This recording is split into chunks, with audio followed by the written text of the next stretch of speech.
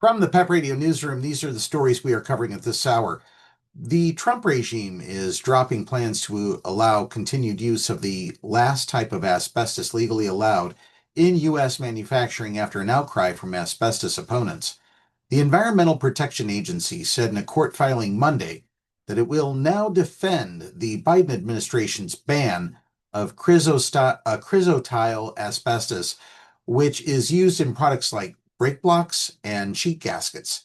The carcinogenic chemical has been mostly phased out, but the last year the agency sought to finish the decades-long fight with a comprehensive ban. The EPA said in 2024 that exposure to asbestos is known to cause lung cancer, mesothelioma, ovarian cancer, and laryngeal cancer, and it is linked to more than 40,000 deaths in the U.S. each year. The EPA had said in a federal appeals court filing last month that parts of the ban may have gone beyond what is necessary to eliminate the unreasonable risk, and that other options, such as requiring workplace protection measures, might eliminate that risk. Commentary time. Sorry, but no. The EPA is filled with Trumpian sycophants. The attorneys are not scientists and have no background studying carcinogenic substances, nor are they oncologists capable of treating the damage caused by asbestos. Considering that their marching orders come from AG Pam Blondie, their scientific and medical acumen should always be held in suspect. In other words, their explanations are sus at best. In other news, Kristi Noem says people will welcome TSA's new policy at airport checkpoints.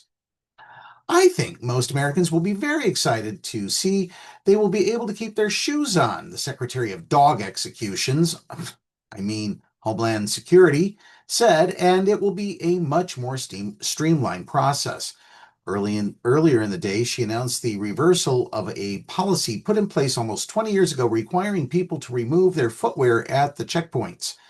Noem said a pilot program showed the Transportation Security Administration has the equipment needed to keep airports and aircraft safe while allowing people to remain shod. Although travelers get to keep their shoes on, DOJ made sure that air transportation safety efforts had been significantly diminished since the Pumpkin Fuhrer took office.